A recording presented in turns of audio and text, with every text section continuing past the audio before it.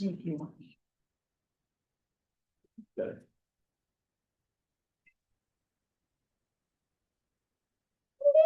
Iggy, Right? as promised or threatened. As threatened. All right. Hello, everyone. My name is Steph McGlandrich. I'm the president of the Multnomah Neighborhood Association. I'll call this meeting to order. We want to first quickly go. I see some new faces here.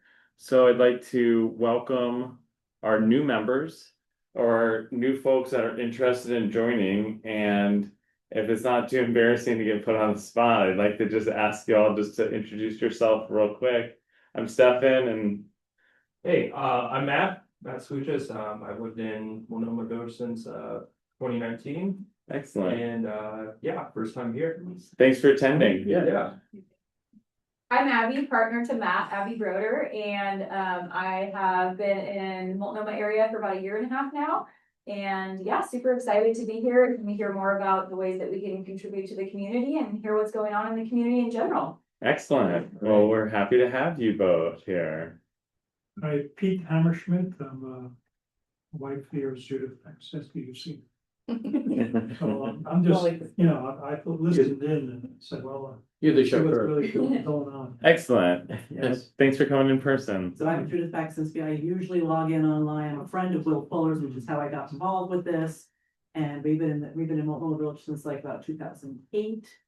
And we're very interested to see what's going on with the M&A and kind of helping push its goals forward. Excellent. Thank you so much for being here. My name is Pamela, and I'm not a member of the association. I haven't been to one of these meetings since Moses Ross. I'm interested in. I'm just interested in what's going on. Yeah, excellent. Thanks for joining. Your name again? What? Your name again? Pamela. Pamela. Hi, Sam Buster. I'm Tom's significant other of 37 years. Pretty significant. Very significant. Very significant. Thanks for joining us. Pat Davis, the chair of the governance committee. I'm Peter Sampson. I'm the treasurer of the association. I'm Tom Boeker. I'm the team lead for the Multnomah Neighborhood Emergency Team. Excellent. Sandra? Sandra, public safety chair. I'm Peggy Lickard. I dip in and out of the neighborhood association. I've lived here since I think 2015. So for a while, I've lived in, I don't know, 5 different addresses, but always on Troy Street. I stay on the same street. But I'm pretty settled now. But yeah, I just want to get re-engaged and not go to Zoom meetings. I'm Julie, I'm the secretary and livability chair.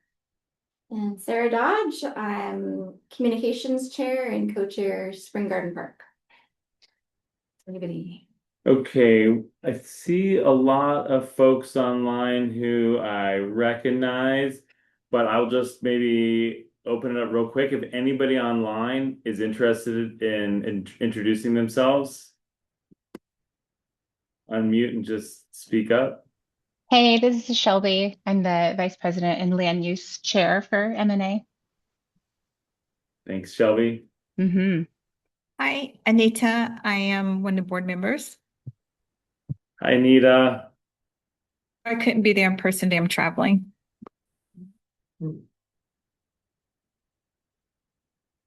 All right.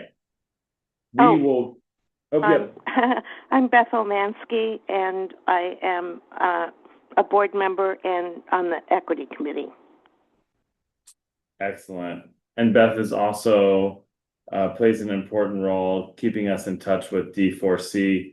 And Beth, I think you see that I threw you on the agenda here, so no, I didn't see that. We'll get I just want a quick take on the signatory advocacy protocol. But we'll get to that later down on the agenda. Okay. It's going to be really quick. That's fine. Okay. The meeting agenda is posted. I think I can share it. Okay, great, thank you. I do have 15 minutes programmed at the end or more for new business. If there's any new business anybody here wants to put forth right now, and I'll be asking again at 8:15, 8:10. Yes. Yeah, we have a request from the Historical Association Mhm. for contribution to one of their projects in the village. Okay.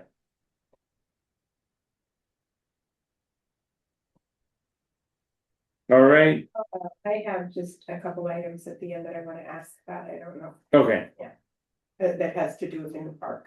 Q&A stuff. No, a suggestion. Okay, Yeah, for the park. great. Yeah. I'll throw that on here. No, the little. Oh, those park. Village Park. Village park, yeah. Lovely guys. Okay. Any objections to the agenda as posted with a few of these items under new business? All right, hearing none, the agenda is approved as annotated. Julie, you prepared meeting minutes from our last meeting? They are on the Google Drive. Does anyone have any comments, questions, updates, edits to the April meeting minutes? All right, hearing none, the April meeting minutes are approved as posted.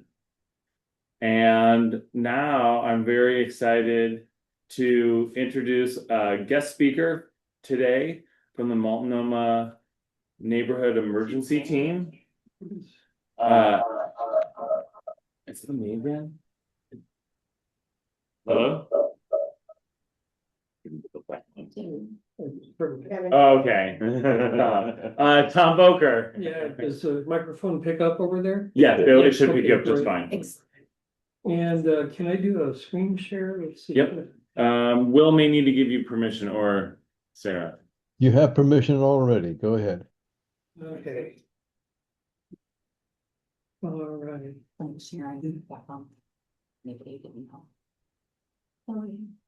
Explain that Sharon Myron was Okay. supposed to. Oh, yeah.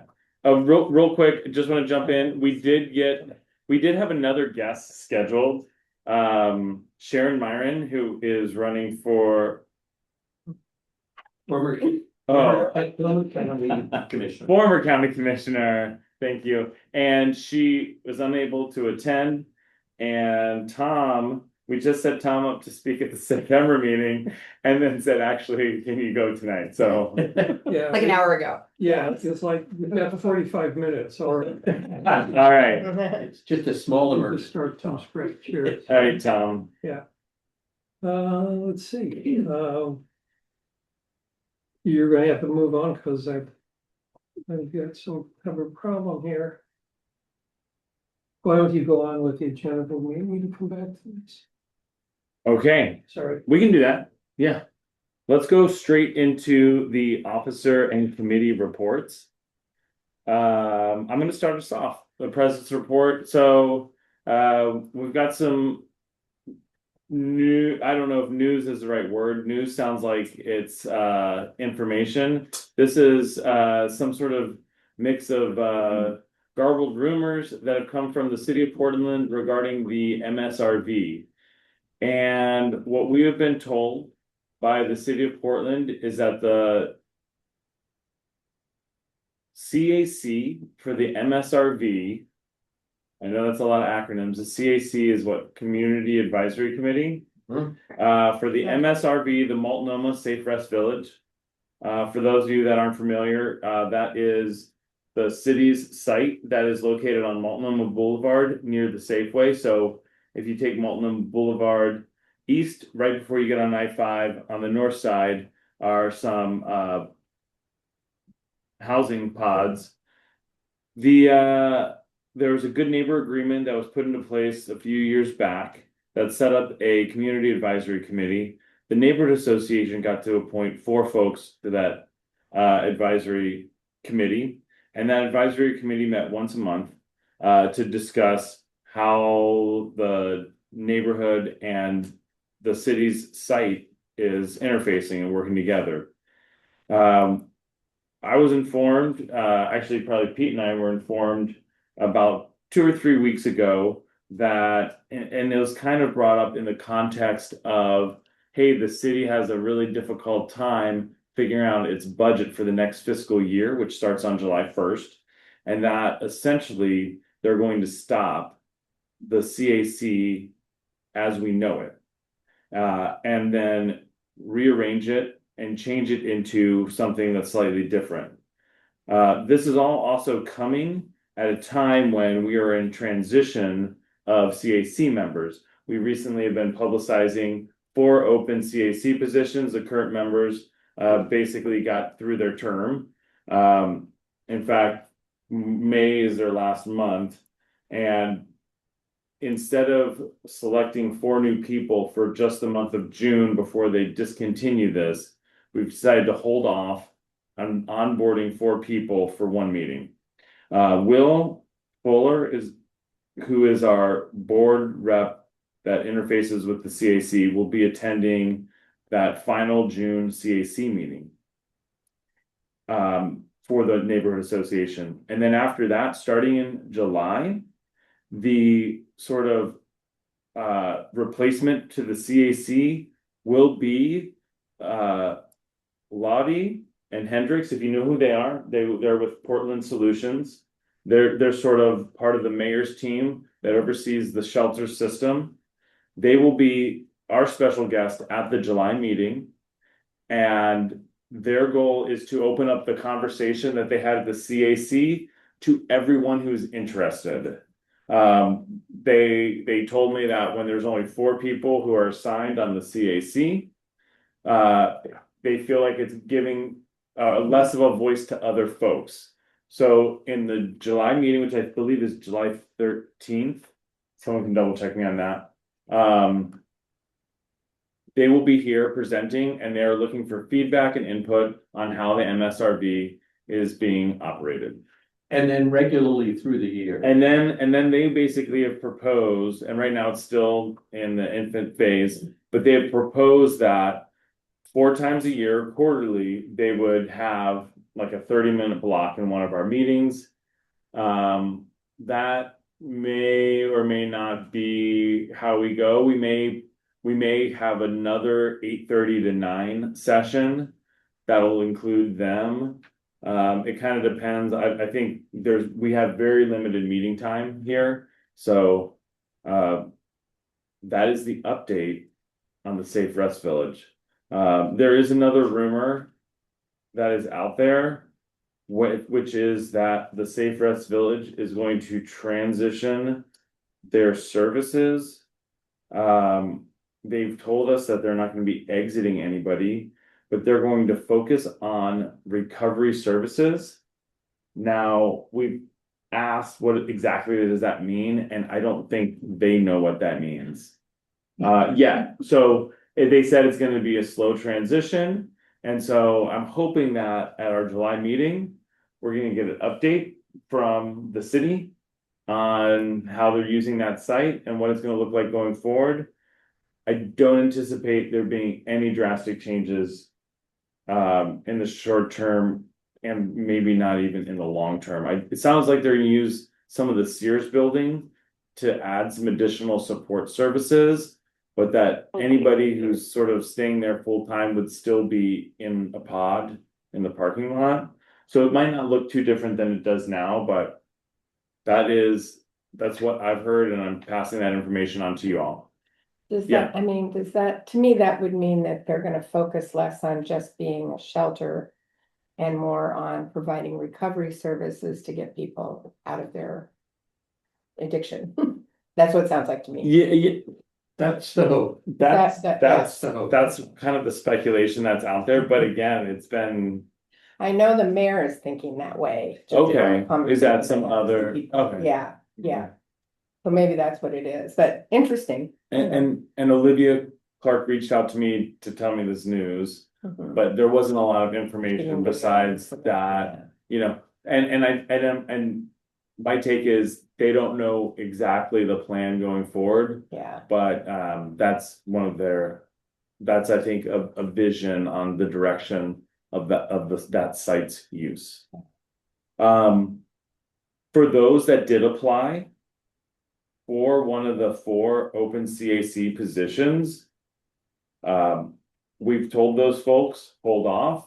And we would like to, once we get some more clarity on how the city is going to be operating that site and interfacing with the neighborhood association, we'd like to invite everybody that applied to be a part of a committee that might just be the Sears Site Committee or something like that, if folks are interested in getting involved in how our neighborhood association interfaces with that city property and how the city uses that property. Excellent. Any questions? I know that was probably a lot of information, and myself, Peter and Will and others have been spending a lot of time the last couple of weeks trying to understand and interpret the information we've been getting. It's both a lot of information and not very much. Right. Information, exactly. Yes. I think the mayor is interested, I sat in on the CAC meeting, a monthly meeting this afternoon. The mayor is interested in turning our MSRV into a high barrier shelter from a low barrier shelter. And what that means basically is that there's some expectations that people will be onboarded, admitted, who are either already clean and sober or committed to becoming clean and sober and using behavioral health services. People would in that case be exited, and there's a big question about where they would be relocated.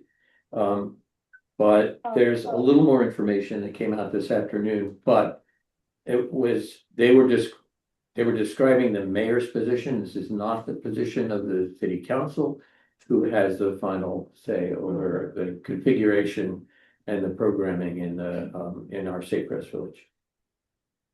I got a question. Yes. Yeah, and I know this is developing and you're, more or less we're playing telephone right now, but as far as differentiating the Sears building from the Safe Rest Village pods, would the mission of the Sears building be that of addict recovery, and then the pods be business as usual, or is that sort of the aim? Or it sounded like, so the Sears building in its current state can't have anybody spend the night there apparently because of some either asbestos or seismic resiliency issues or something. It was a lead poison. Oh, okay. Lead. But apparently they keep that during Lots of the things. day. That's the plan. The pods would still be residential for everyone, Yeah. gotcha. and the recovery programming might happen. So the Likely building happen. itself wouldn't be like housing per se, but just recovery services.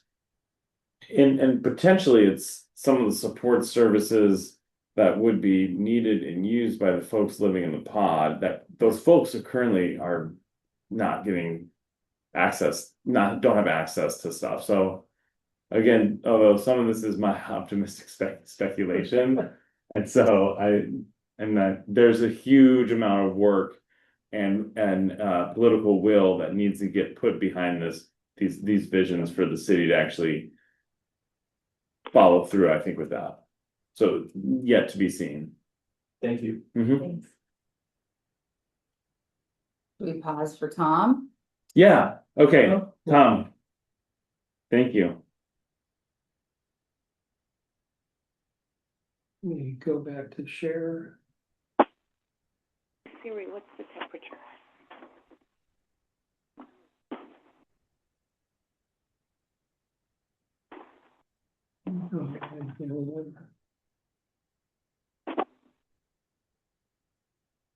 So, Ouch. all right, so, my name's Tom Boeker. I'm the team lead for the neighborhood emergency team. And, we, are located here in, the Multnomah neighborhood. There are approximately 50, neighborhood emergency teams organized around the city, approximately 1,500 volunteers. in total, over the years, the city of Portland, Portland Bureau of Emergency Management has trained, somewhere in the neighborhood of 5,000 or 6,000 people in emergency response. But tonight, I'm going to focus primarily on our community building efforts through a program that we call the Community Preparedness Pods. Is that you in the orange vest? Actually, I've got a green shirt that looks Oh. like in the lab. But These pods are not like the pods that we were talking Right, yeah, about. very different. right, Just, yeah, they're not buildings, they're actually neighbors yeah. next door to each other. So this mission, the mission of this program, the community preparedness program, is community building through emergency preparedness. And this is about getting to know your neighbors and working with them around a common effort. And emergency preparedness kind of falls into three baskets. One is meeting your neighbors, knowing who they are, and making some plans with them as to what to do in the case of an emergency. Stocking up on supplies, making sure your household is in order, that you can go with a period of time with your own water and food, and having just the other supplies that you need to sustain yourself when all the services that we're used to, turn on a light, the electricity's there. You open a faucet, the water's there. You flush the toilet, it goes away. But those things we take for granted can come to an end, and then we've got to find other ways of dealing with those things that we otherwise take for granted. And the other thing is making a plan and knowing how it is that you're going to be able to sustain yourself and coordinate with your neighbors and be in some level of communication with the outside world. So there's kind of three baskets, and these are all things that the Multnomah Neighborhood Emergency Team, or Multnomah NET for short, assists the households in these pods with dealing with. So the pods, there are neighbors who together learn about emergency preparedness, develop plans for their neighborhood. Currently, we have 8 pods consisting of approximately 100 households. So I think there's 3,800 households in Multnomah. And so 100 doesn't sound very much, but I look at it, it's like, okay, we get 1 out of 37. Okay, we're on our way. So I tend to look at it from an optimistic standpoint. And so we're just going to absorb what a pod is. So let me start out by saying it's a bottom-up organization. We do provide a framework, a kind of a starter kit that we developed as people started organizing these, just provide some information on how to get organized and what kind of things to keep track of. The other thing, these are hyper-local. They are you and your close neighbors. The pods that we have range from 5 is the smallest to more than 25. And it's entirely the choice of the people that are in the pod as to how large they want to become or how small they want to keep. And they grow through an organic process. This is really interesting. Some of these pods started out with pre-existing social networks, but people heard about it. Well, why can't I get, we'll talk about that more in a little bit. So where does Multnomah Net play into this is that we have the preparedness knowledge. We've been through training.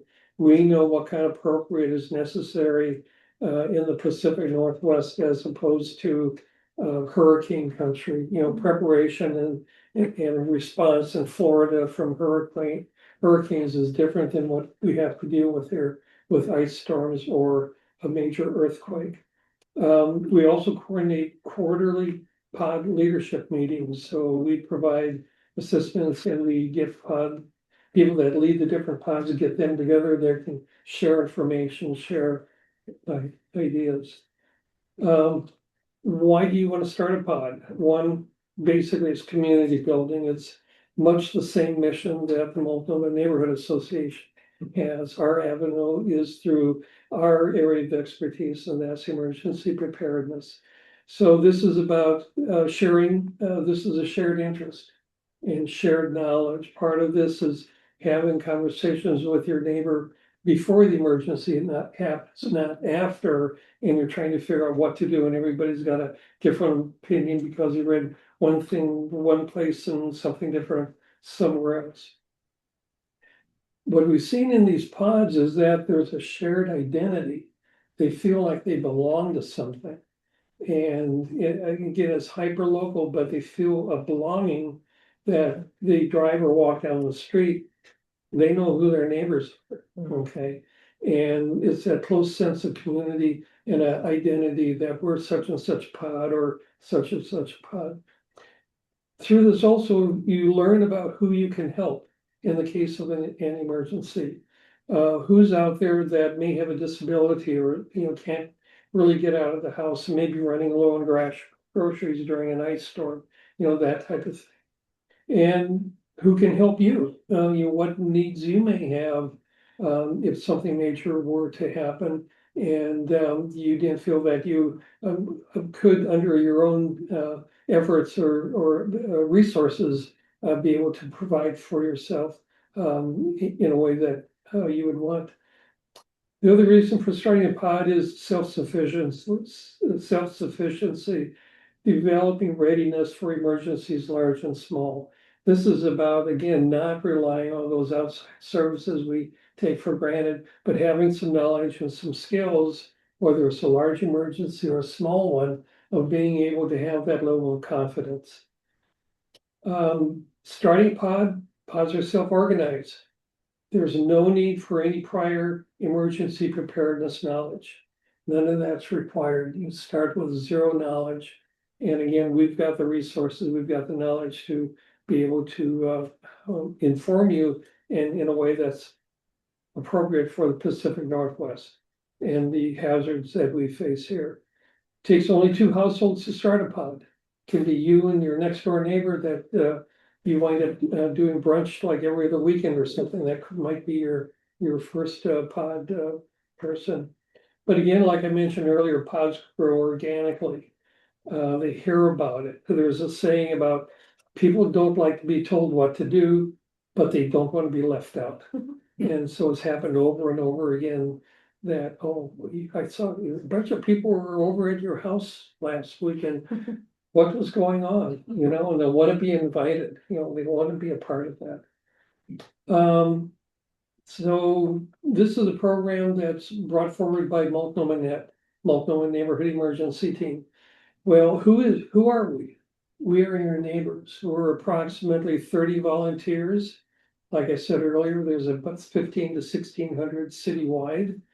We're trained by the Portland Bureau of Emergency Management, PBEM for short, and Portland Fire and Rescue. It's FEMA-based training in emergency response, medical triage, light search and rescue, radio communications, and a number of other topics.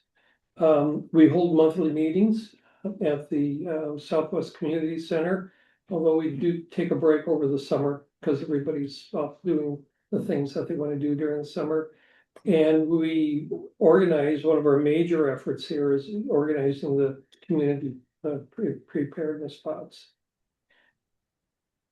So why do we have teams? Well, the reason we have teams is that we're trained to respond when professional responders are overwhelmed.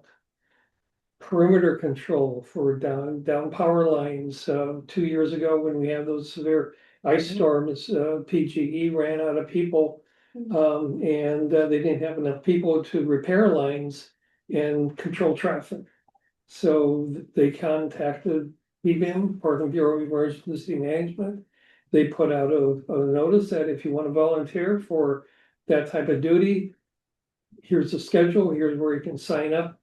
And we're prepared to do that type of thing. We've got the training and the knowledge to do that. But that's just one example. During COVID, we did management at COVID testing vaccination sites.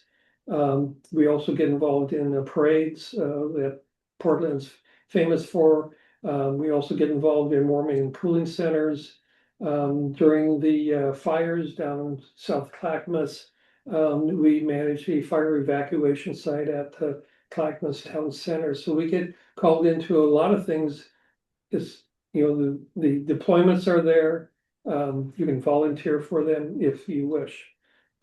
But a lot of our training is based on earthquake response. And the reason we do that is, well, let me back up a little bit.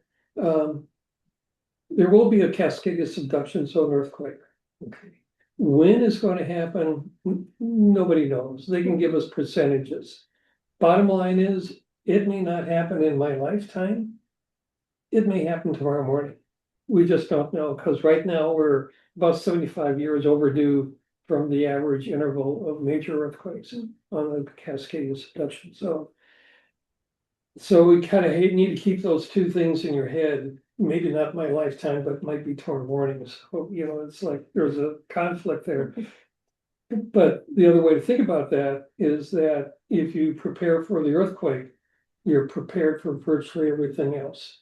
So all the things you learn preparing for that and the steps that you would take are going to serve you well on minor, smaller emergencies. Bottom line is that in the event of an earthquake, our local professional emergency responders are going to be overwhelmed. I think the city of Portland has less than 20 ambulances. Portland Fire and Rescue will be overwhelmed.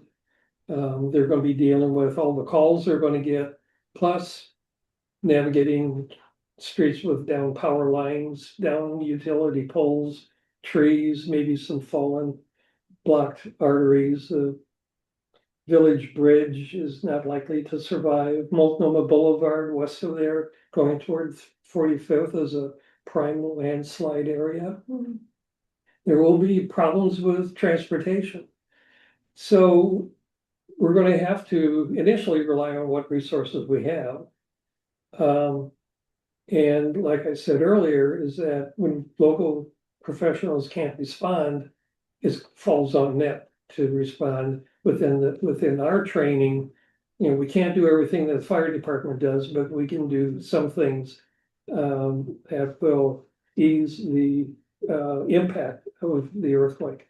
So outside response is going to arrive later.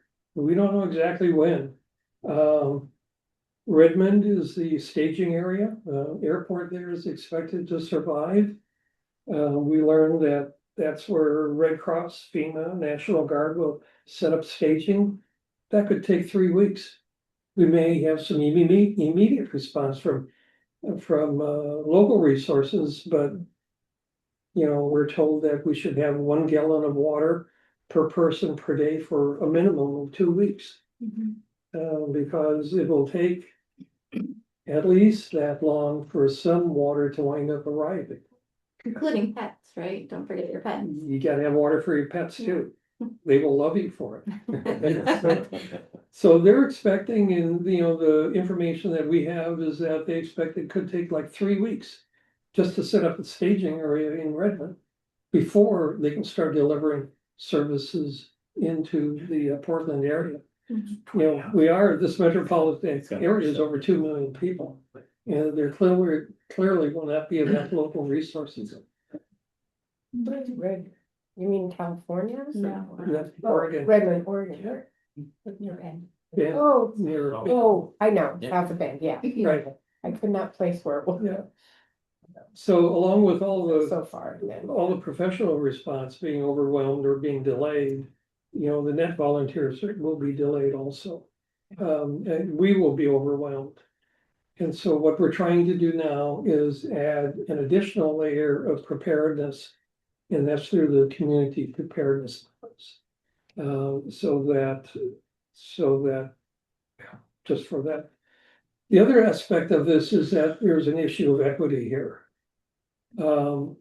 Households that are unable to prepare are generally, they lack the resources, one or another. It could be as simply as someone's living in a small apartment and they can't store 2 weeks worth of water.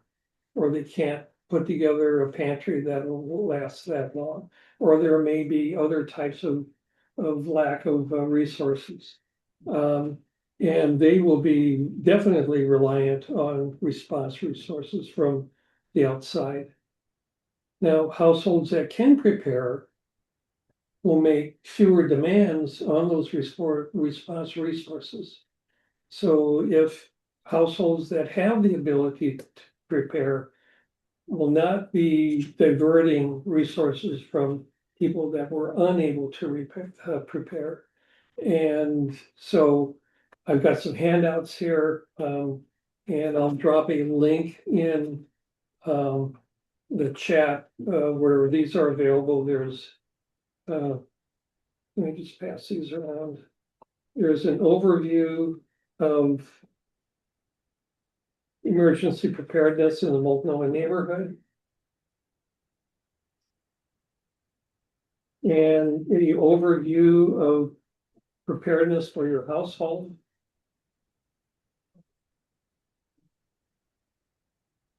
We have a question online. Yeah. Before starting a pod, is there a site that lists the current pods and their members? We keep that confidential. Makes sense. Okay, that's a privacy issue. There is information that pod members share among themselves. But that information is not shared outside of the pod. And that's part of building a strong pod is having information shared between households that does not go anywhere else. How does someone reach you though? How to reach me? In an emergency, I mean. Behind you. This is a I'm different. sorry. If you have an emergency and we want to reach out to one of these people, how do we do it? Which people do you want to reach? Oh, then that, I mean, Well, we'll set up a command post that will be at the Multnomah Arts Center. Okay, it'll be a command post there. But why, in what instance would you plan on reaching out to us? well, we had an earthquake. Yeah, okay. Yeah, So- I think I know what you're asking. So I had a lady in my condo complex Yeah, come out and talk to us. okay, She wants to be that person. okay, And I will give her your name because she doesn't know who to contact. okay, all right, Designated, but there should be somebody where you live that will be like he was talking about, like each area, that'll have a pod. yeah, so the way, I think the best way to answer that question is that you need to belong to a pod. That's gonna be your first resource. Your first, so earthquakes, on average, during an earthquake, 95% of the people that are rescued by their neighbors. Okay, and that's just worldwide, that is the average. And so, knowing your neighbors, knowing what their needs are, knowing what your skills are, because the other thing about this, during the earthquake in Mexico City, there were more casualties to people that were rescuing as opposed to the victims of the earthquake itself. People without any training went in and tried to help people, and they wound up as a casualty as a result. So the whole thing about this is that with the proper training, proper preparedness, is that you can avoid becoming another victim. Okay, and once you become another victim, then you're no longer a resource to anybody. One of the things with the pods is that, we've set it up where, well, it's being set up, I should say, that the community preparedness pods have, walkie-talkies. They will end up calling into the command center for the net. And they will say, we've got one building that's not in very good shape, but everything else looks good. the people who are in that building, we don't know where they are. We have not seen them. We don't know if they're on vacation or not. Is there anybody that can come and help? Yeah. Or we've got somebody that broke their leg. Our doctor is working on another person. Is there another pod that has a doctor that's near us that could come and help us? Yeah. And so there is some interaction between the pods and with the command center, and we will try to get help to them, because what the Nets will be doing with training with light triage on search and rescue is that they'll be sending out, what are they called? Well, field teams, yeah. Field teams, Yeah. and the field teams will be looking for people that are, hurt or stranded in a building or something like that, and try to help them. With the pods, they'll be able to tell us, we need you or we don't. And that way, even our resources as Nets can be sent where it needs to be sent. Yeah, yeah. And are the walkie-talkies, is that different than the beacon? Yes, yeah, so I'm talking about just a walkie-talkie, like you can go down and buy at REI, something along those. Oh, Costco. Yeah, yeah. Cool. Okay. Yeah, go ahead. What I was gonna say is I've been considering doing a pod during the pandemic. I went through around my neighborhood, and got names and phone numbers of my neighbors, and we shared them all. We had a little map and put their little names and stuff like that. And I think while the earthquake and thinking about that way is important, when I talk to my neighbors, it's let's meet quarterly to talk about a particular thing, whether it's water safety or reminding everyone how to turn off the gas on each of our houses, because they're all different, walking from with a glass of wine to each of our houses to make sure we all know. I'm serious. Of course, a glass of wine. Well, I'm just saying. Why not?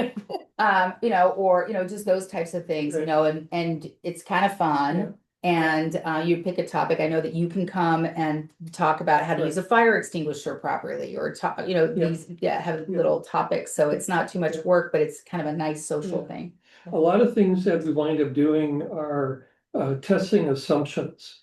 And several stories. We had one person, when we were talking about water, said, well, I'll just grab my life straw and I'll walk to the Willamette River. Yuck. From here? Maybe not. Well, from here. Yeah. So that's 1 gallon Which of will water. be filled with everything in the CEI hub. Yeah. At that point. Funny. Things like, and then during the ice storm, there was one of our friends, they were without electricity for 10 days, and day 3, the 2 or 3 neighbors had gas generators that had been keeping the refrigerator, freezer running, and they were so proud about that, and they ran out of gas. Okay, Yeah. oh, we'll go to the car and we'll siphon gas out of the car. Cars had anti-siphon devices. Yeah. Okay, so there's a lot of things that we wind up into where people are making unrealistic expectations. Or I'll go to the grocery store and stock up. Yes, you and 500 other people. Yeah. Okay. Right. And so we run into a lot of things where people haven't made the change their frame of reference from this, where we've got access to everything that we need all the time, to when we won't. All right, Peter, last question. Last one. Yeah. I was a pod leader 10 years ago when I lived in a different part of the neighborhood, and since left. But it's such a fantastic program because it really is. It builds community in ways that you can only imagine right now. We ended up doing a bunch of house parties so that kids would get to know the adults in other houses. You get to know where to turn off the gas. You just it's just a phenomenal way to strengthen your neighborhood. And I would say one answer to Pamela's question is, how do I get in touch with Net? And Sam has spoken to that, and Tom too, but by educating ourselves and by taking advantage of these training opportunities, we become Net. you know, it's not that you're. You're net-ish, Sure. you're net-ish. Netish, yeah, that's right. It's a netish fetish. Turn you into net. There is training, we'd love for you to take it, it's free. Anyway, I can't speak highly enough about this program. All right, I'll just wrap it Thank you, up Tom. and say thanks to Tom and that I challenge the folks on the call and the folks in this room. Let's try to start 1 or 2 more pods in Multnomah and keep the momentum going. Great. A quick question, comment? Yeah, there's a thing called like 1 watt low power FM transmitters that you wouldn't need to have a special walkie-talkie, anything that's an FM radio. I'm sure there's a lot of them would be able to listen to those broadcasts. There's like 0.1 watt, which is what you use to talk to your from your car stereo to another device, and then 1 watt would be 10 times greater power. Not enough to have everyone in the entire city hear everything you're saying, but enough that people probably your neighbors would be able to hear you. Awesome. Thank you. Awesome. All right, Tom, thank you so much. You're welcome. This is Thank you. great. One real quick last thing. Yeah. A sign-up sheet that if you're Oh, yeah. interested in information and would like to go out and have a cup of coffee and just talk, that you could put your information down, we'll get in touch with you, we'll go out and have that cup of coffee and we'll set up a pod for you if that's appropriate. So if you're interested. Is that this sign-up sheet? Yeah, you can sign up there, just, you know, add a note as if you're interested. I'll also put my email address and a link to the 3 brochures we handed out. I will go ahead and Sarah's already put them in the Hey. chat. I have a follower of Net, so I put your Facebook, your email, and your wiki page on there. Okay. All right. We're gonna push forward here. Next up is gonna be Peter with a quick, hopefully, treasurer's report. We'll have a decent governance agenda, I believe, soon. Okay, yeah, quick finance report. For those who have not been at our meetings, we did, at the last meeting, pass a deficit budget. So we approved, losing $6,000 this year. We started with 21,000 in the bank, and so we felt we had a decent enough cushion to accommodate some operating losses.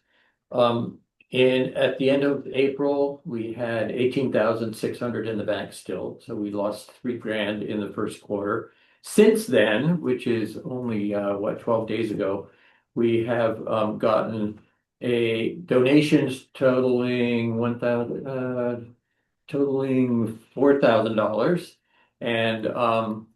and we have grant applications pending for another 2,500, I think. All right, yeah. So we're Thank you, maintaining, donor. we're maintaining our position, and I'm hopeful that as the year progresses, we'll be able to concentrate more on some creative ways of raising revenue. We are now filed for 2025 with the IRS. And we are in the process of updating our annual registration with the Oregon Secretary of State and Department of Justice. So we'll be in compliance with all those parties shortly. Good job. Questions? Great. Any questions? Besides the applause? Yeah, Which that's I awesome. appreciate. Thank you, donor. Okay, Julie. For secretary, I do have a couple of things. This Sunday is Sunday Parkways, and this is our 3rd or 4th year having it here in the village. 4th and probably final, but I think I said that last year They said too. that after 3, yeah. And we were very lucky. Multnomah Neighborhood Association has partnered with Net, and we do have a booth right in front of Indigo Traders in the heart of the village, right next to the Historical Society, which is adorable, and fortune tellers. It's like Portlandia fortune tellers, I know. So the normal business is that Peter and I work with the event to put out a bottle and cans, and we'll be doing setup of the booth. Right now there are open shifts though. Right now there's 2 people up until 1 o'clock. We are looking for a minimum of 2 people to volunteer, one for the like 1 to 2:30 shift and then 2:30 to 4. It's more fun if it's 2 people, and so you don't have to be a board member. And we'll make sure that if anybody would like to be present in the booth, but doesn't feel completely equipped to talk about everything about M&A, we'll make sure that you have a buddy. But please reach out to somebody, communications, or to myself as secretary, with availability for the like 1 to 2:30 and then 2:30 to 4 o'clock slot this Sunday, the 17th, please. Second, something else, the Moses Ross Memorial Bench is basically complete. We've pivoted in Village Park to finish up the stage. Anybody who hasn't seen what's been happening at Village Park in the last hours and days, let alone weeks, please go. It's stunning what Andy and Tom and a couple of other volunteers have been doing. It's truly stunning. But what I will be doing is we kind of getting the language around the plaque for Moses's memorial, or for the plaque that's going to go on the bench.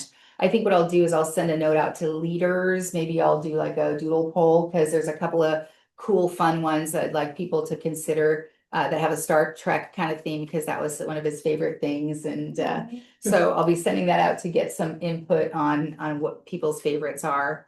And the blazers, don't forget the blazers. That's a smart thing. Yeah. I don't know how big this is going to be a really Love big the thing. blazers. And then one other thing we'll talk about for new business. So that's it for the Okay, sounds community, good. or for the secretary report. Governance committee, Tad. Governance committee has been working on committee development lately in a couple of ways.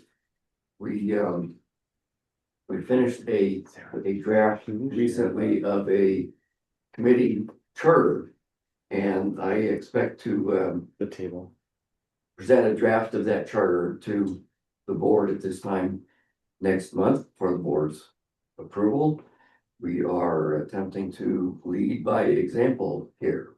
The governance committee believes all committees should have a charter stating their purpose and their structure, their organization, especially if that committee has budget, if they're going to be spending money. So watch for that next month. And today we have a motion on committee structure. This document is Oh, the other one. Gotcha. online. Yep. And this was distributed by email to everyone in the board recently. The purpose of this just to define what our committees are and make sure we are all in agreement on not only what they are, but is it a standing committee that we want around all the time, or an ad hoc committee that will dissolve as soon as the project is over? We have some inactive committees. So let's identify whether each committee is active or not. We have subcommittees. So for each of these committees, is it a primary committee or a subcommittee? Who's the chair? How many members? Does it have a budget? Things like that. Is someone looking for that document? Yeah. Or- It's just, there's a lag. Ping it in Zoom and it's.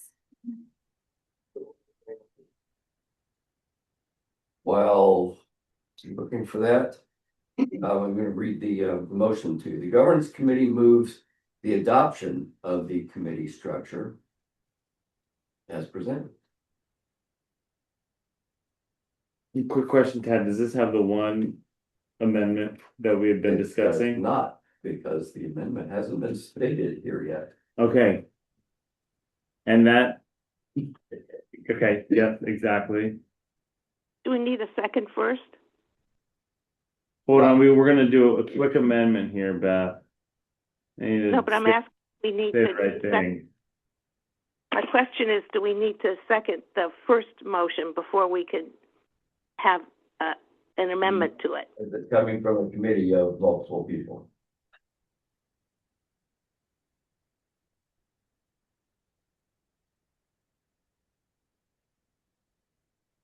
Sorry, my computer is not behaving properly.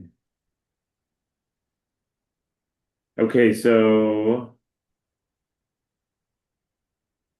the Community Events Committee and Friends of Spring Garden Park Committee proposed to amend the Governance Committee's motion for committee structure so that Village Park is referred to as Village Park Project, and 2 is identified as a subcommittee of community events rather than parks. Right. Anybody have any thoughts or opinions on that amendment? My comment is, even though I led the effort to create the main motion, which we did logically, that is logically all parks should be under parks. The folks on the Village Park Committee have a different point of view, which I respect, so I am in favor of the amendment. Excellent. And I am in favor of the amendment as well. As Village Park is not a park in the eyes of Portland Parks and Rec. Right. It's more like a venue that has park in the name, Yes. or a venue for community events. So, any other comments about that motion?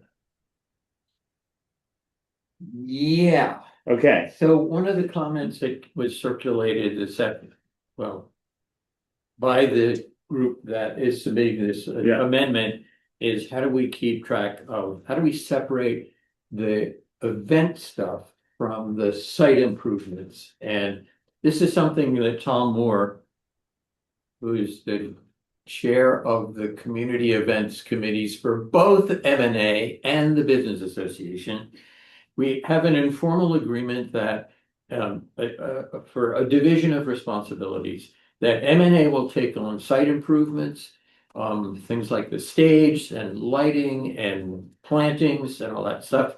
And the Business Association, whose main missions is events around the village, would take responsibility for events.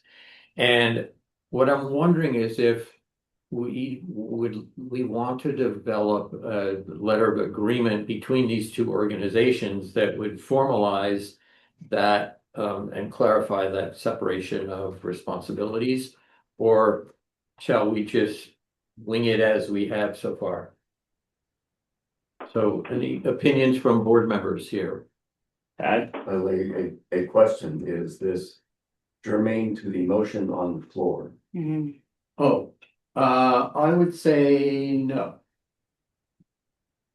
I mean, it came up in discussion in the proposition, the proposals of the agenda.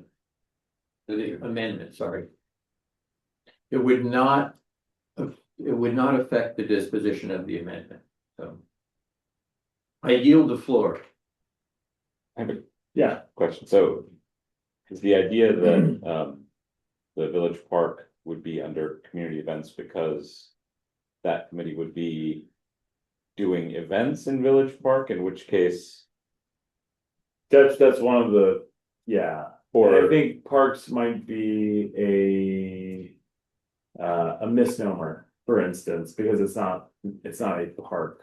Like I would say, it's an event space. And the reason I was wondering if that was actually germane is because if the Multnomah Neighborhood Association takes on the maintenance of the park, not so much running events at the park, then does it make sense to have it be under community events?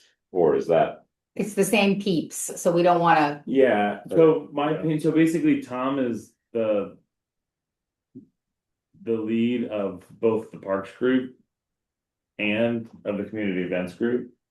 So I told Tom whatever he can get, because this organization's run by volunteers with energy. No. And so if someone's got energy, they can set up an agreement with the village, a business association or not? Yeah. Yeah, I have just a quick question. Yeah.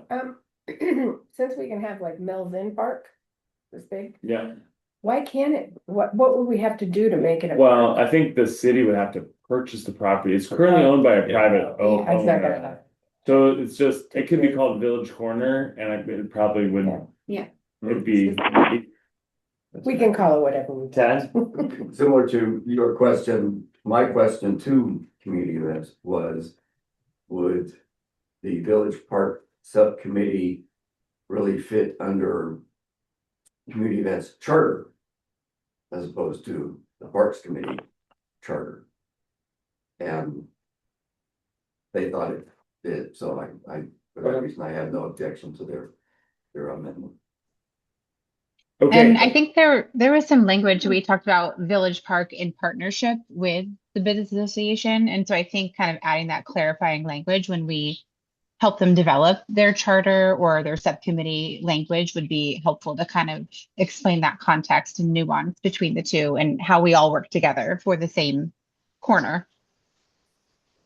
Shelby, this is Julie. I'd also agree with Peter. While I don't want one more piece of paper, having the MOU would be helpful because there are times where we have a project, let's say it is a ditch digging project, and we know that at that point it'll be an M&A thing and we have waivers for volunteers. Versus, musicians coming and that's an event. And so we know it, we feel it, but if Tom wins the lottery and goes off and Andy run off to the Caribbean, we don't have that, formalized anywhere. So it's probably a good idea. Yeah. Right, exactly. And I think, Diane put together a lot of great information for the charter kind of framework that, as Tad was mentioning, that we approved or that we want to approve for the governance side of things. So I think it's like perfect framework to add in that nuance and explain to whomever's reading that, like I said, how everybody works together on that.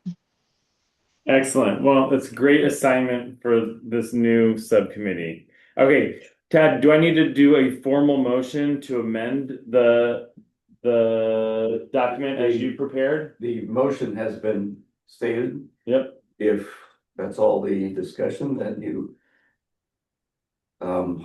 ask the question and go to a vote. Okay. As amended. On the amendment specifically. We're gonna do the amendment first and then we'll do the whole thing, right? Yes. Okay, all in favor of the motion to amend the committee table that the governance committee has put together, all in favor say aye. Aye. All opposed say nay. All right, we're gonna amend the table of committee structure put forth. And now back to the original motion. All in favor of the motion? Yeah. Would you please read the motion? Oh, yeah, sorry. Read it. Yeah, Thank you. so hang on, I need to now go navigate to that. Do you have the motion in front of you? Tad? That one right there? That is not, that's the amended, that's the amended. We're about to. In like 5 more minutes. The main motion, now amended, is the governance committee moves the adoption of the committee structure as amended. My one discussion point is that once adopted by the board, this document becomes part of the procedures manual, which includes standing rules, things like that. And it's part of the governance committee's responsibility to maintain that as committee chairs Come and change. go. Yeah. Anything changes, we update that. And it's not a rule, it's a way to help us stay organized and know what's what. Excuse me, are the committees listed in this motion? No, it's only a document chart. It's a table that Tad has produced in PDF format. And is that posted? It's in the meeting minutes. It's in the meeting minutes, yeah. Okay, whatever. Let's see, what's it called? Committees.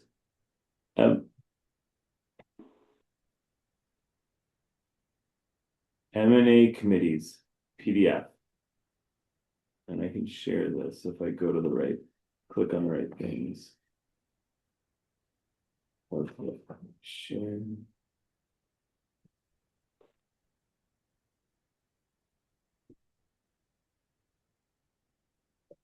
Or not to download it in the chat. I do not have access to share, whoever is, I mean, it's there, but I know that Drive is a little tricky. Okay. sometimes with being able to.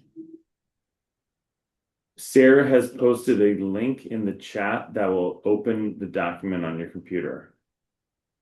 This is a document that Beth has seen and actually changed when she asked that we identify E4C as a representative, not as a liaison.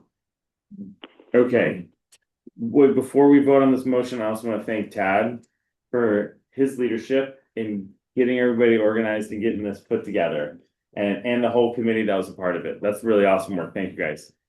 All right, so the motion has been stated for the record. So all in favor of the motion, say aye. Aye. Aye. All Aye. opposed, say nay. Nay, because I don't know what it is. Okay, we will make sure it's distributed to Beth. May I Yes, speak to Beth on this? yes, please. Beth, this is the document that you have seen and asked me to change DC4 as a representative instead of a liaison. I don't recall whatever, just to put me down as abstaining in Okay, that case. I think I finally have shared it.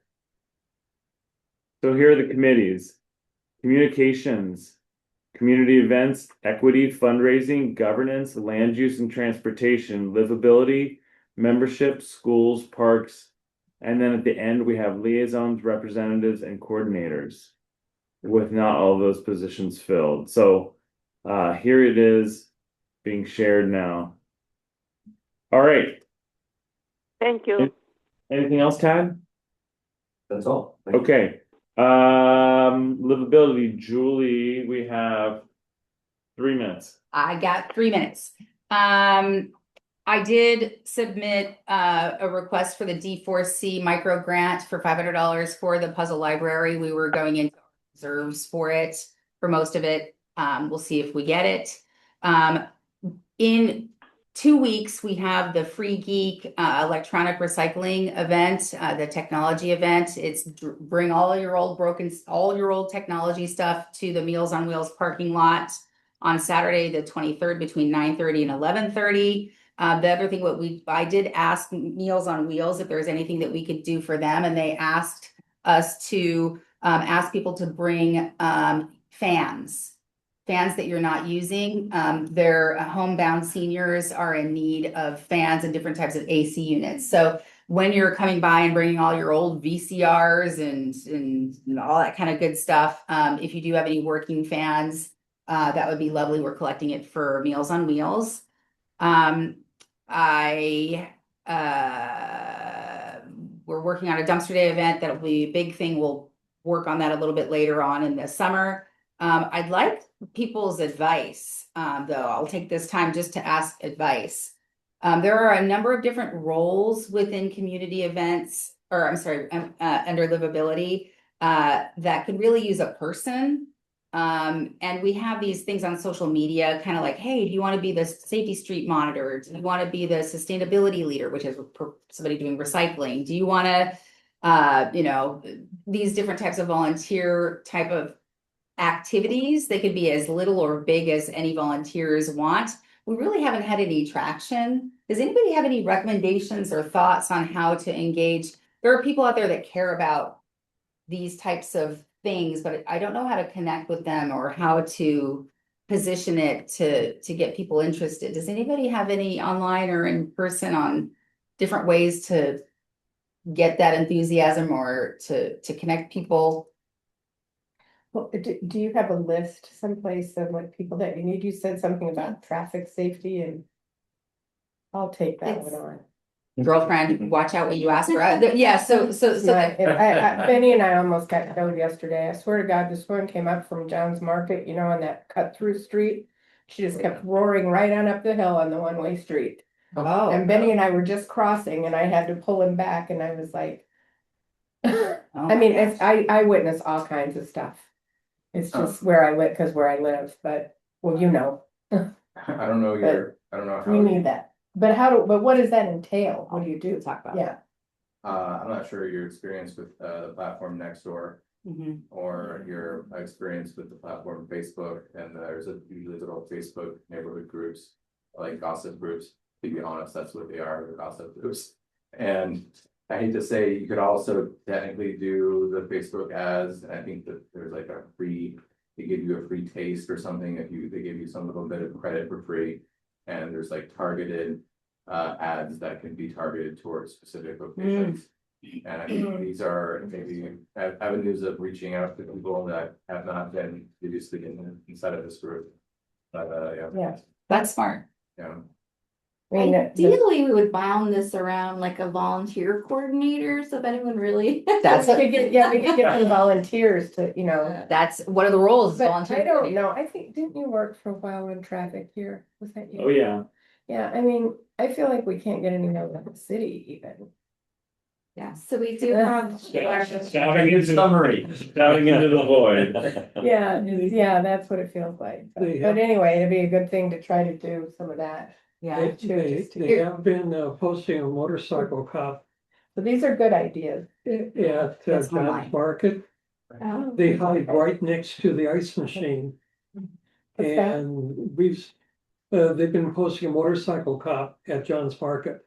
They park right next to the ice machine Mhm. and we've seen them ticket, drivers. Multnomah, yeah, but they talked to the gentleman that sits in the Multnomah Arts Center, the officer. And he told me he's the only officer for all of Southwest Portland, so he Yeah. just can't. But Yeah, that- do anything. Yep. Did you have a question?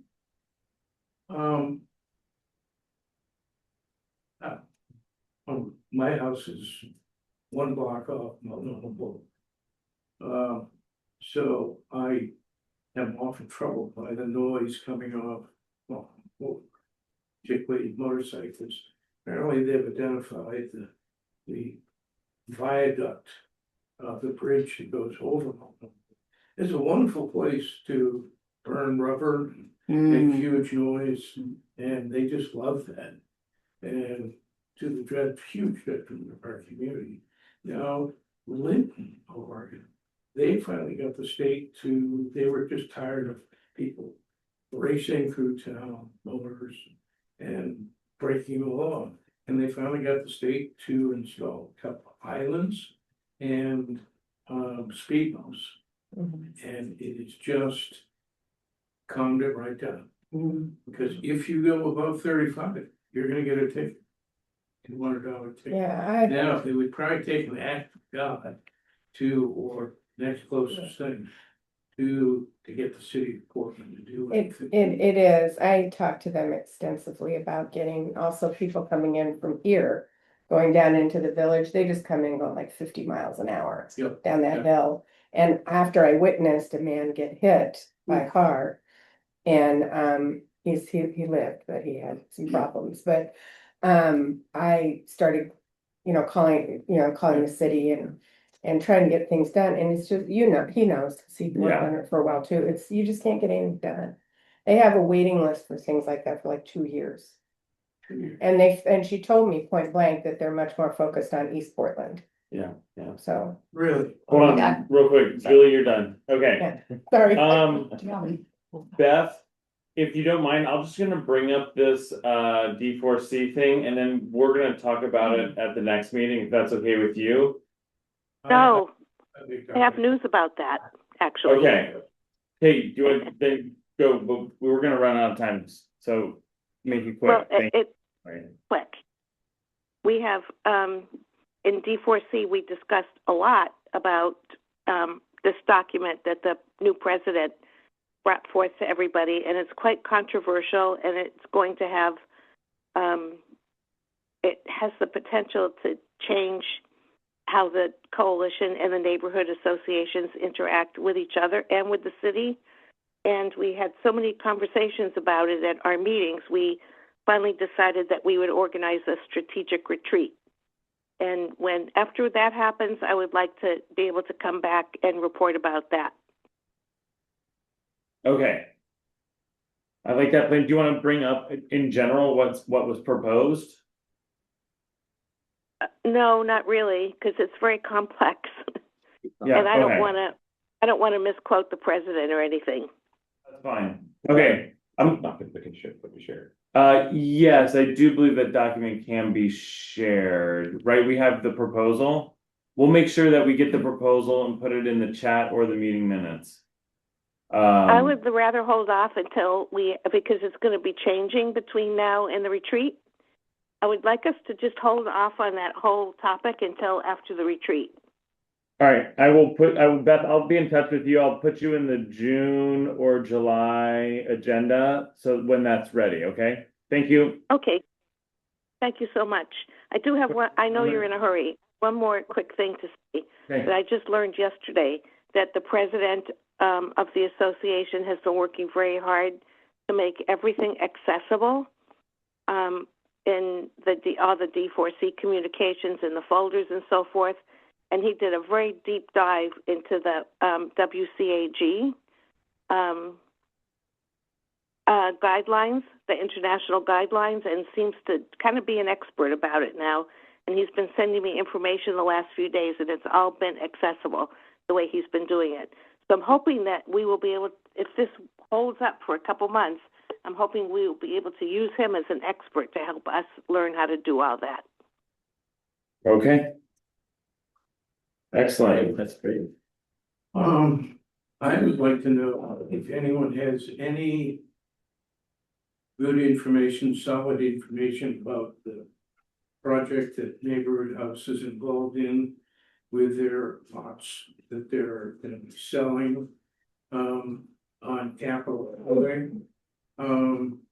As last time, and no one had any reliable information. I've heard crazy rumors that just fly around. And the proposal is hard to limit it one time.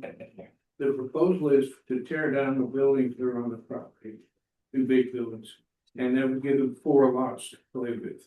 And so their property would be extended out to Moss Street, up from Capitol Highway downhill to Moss Street, and then the east-west is defined by 34th and 35th Avenues. And my house is 3421 Southwest Moss Street.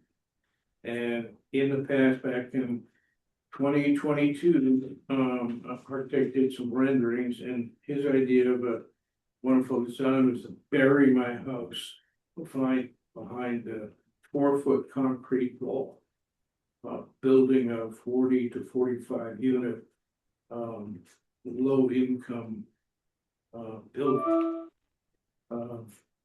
And you know, the rumors die down, then they come back up, and now they're I wanted to know if anyone had any information. And I tried going to neighborhood house meeting with a director, basically. I was pretty rudely stoned. It was bordering on just being polite. And simple as that. And he insisted on staying in his office while I left the building. He wouldn't talk, he wouldn't answer a single question. So it's a great mystery at this point. I suspect maybe there's a development company behind it, and they're advising him not to say anything. My house, a direct abutter, and as I said before, it's a 4-story concrete wall. And you can imagine what that happens to my sunlight. A very active backyard, front yard, and there'll be no sun. period. And obviously, this has caused me great concern. And, I'd be more than happy to act as kind of a central person, if you had questions about it, or if you wanted, maybe we form a committee, that would look into this. And, Yeah. So, I'm sorry, Shelby, who is sorry I our, didn't make that yeah, sorry. clear. Shelby, who's our land use chair, did post something in the chat. But there's a land use committee already. There is, and I don't know if am I sharing here? Here I am. Shelby did track this down. This is being titled Unique Development Opportunity in the Heart of Portland, Multnomah Village. Is this the parcel that you're talking about? Yeah, the third, the third one, Yes, if you, yeah, the third slide gives you the, you'll see his house. there you go, yep. Yeah. The second, actually, the second one, you'll see his house. Oh, it's staring me in the face. That's what's directly opposite. And so this is Thinker Toys here, correct? Yes. So it's this piece, it's the garden, it's the parking lot, and it's the red house right here, correct? The red house is the old schoolhouse. The proposal was to demolish it. And then they would also demolish the main building, which is parcel number 1. Where'd you get that from? It's all in this one document that's now linked in there. I'm This sorry. is from TVA Architects, so here's the rendering of it. Oh.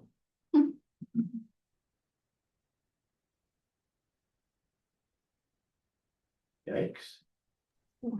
I do have an alert set up on this property, and yeah, nothing's come up on any developer sites or on LoopNet and things like that. So no public facing updates right now. I'm sorry. There's no public facing updates as of right now. I checked Portland maps and it's still under ownership of Neighborhood House. Yes, And exactly. Yeah. that has not changed. And what do I mention? Yeah, there's Portland Hill, yeah. Oh, so there's been no change and there's been no permit applied for to do anything with the problem. Yeah, So Neighborhood let's House had a do this. permit. Oh, go ahead. Oh, I was just gonna suggest, you should get your contact information to Shelby, who's our land use chair. Shelby. Shelby, Shelby? Shelby. Is it Shelby's on the phone right here. Hi. Shelby, you're SHELBEY. Shelby? Yes. Yes. Nailed it on the This is first a try. Good job. No, it's anybody, it can be anyone too. It is. Put down It's your Shelby email because address for you. It's a landscaping point. It's neighborhood. It's Okay. SHELBEY. We're gonna Yeah. give you her contact. We'll get to her. Yeah, so you guys should link up, Yeah. and I also want to chat about the Historical Association. Do you have some new business? I do, I'm gonna, he does too, but I'm gonna help this guy real quick. So, I think to solve your problems, you have 2 problems. First is you have the common law tort of nuisance. I have what? The common law tort of nuisance. And so you should bring a nuisance claim to the city, at which time you discovered that there's gonna be a nuisance on your property that diminishes your use of the property. With regards to the people burning out, you have 2 cameras. You can draw a bounding box around a car and track how fast they're going. And you can yourself submit a ticket for the people who are speeding. Oh, this is for the speeding and Multnomah. Well, I try to address both of your problems. So you have one problem, which is the common law tort of nuisance. Right. So you should make a nuisance claim. Right. The second one is if you have 2 cameras, you can have a little AI draw a bounding box and use the distance between them to calculate the speed. And you can just generate tickets and solve it yourself instead of waiting for someone else to solve it for you. Is that a little card people on the side of the street? Oh, no. Yeah. Okay, Okay, hi, my name is Abby Horscala. Thank you for having me here today. We're working on a project right now for, the houseless in Portland. So I believe that covers the purview of Multnomah County. So basically what we're doing is a check-in service. So, if you're housed, you check in with the app and then that, because if you run out of straws, you don't even have like a couch to sleep on. You can check in with the app and that way at least somebody knows that you've gone missing or not. And then we're also thinking about doing an AI 211. 211 is a phone service that you can call and basically they'll give you resources such as like shelters and food pantries in the area that you can go to, and with the police doing sweeps every 10 days, people don't really know where to go. I don't know if you know this, but the taxpayers pay $40,000 per unhoused person. And for $10,000, you can give someone housing and a social worker and get them off their feet with the probability of success of 80%. I don't know if you know this, but Steve Jobs, he was homeless, he was unhoused, and he also did drugs. And he started one of the greatest companies in America. It is my belief, based on my calculations, that all 30,000 unhoused people in Portland die every year. And so our app will make is accessible online through text, phone, and cell, and that would allow people to get the resources that they need to recover from their situation. Yeah. Awesome. The name of the website, if you want to look at the working prototype, is 211-github. Can you put all that information in here? Yeah. And Sarah's gonna put it in the chat Okay. too. If you wanna write it down. Yeah. And then also, have you met with Southwest Outreach? Oh. They're very well connected with the houseless community here in Multnomah neighborhood. And so they're gonna be a good resource as well.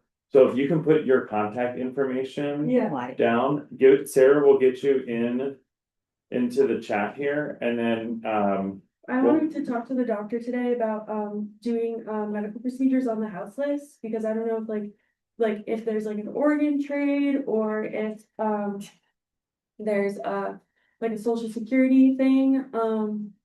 But yeah, I think that these people deserve like help. Yeah, I don't know like where all the money is going. So like this would be like, do you know my chart? Have you heard of my chart? So this would be like a wraparound coordinated care for the houseless.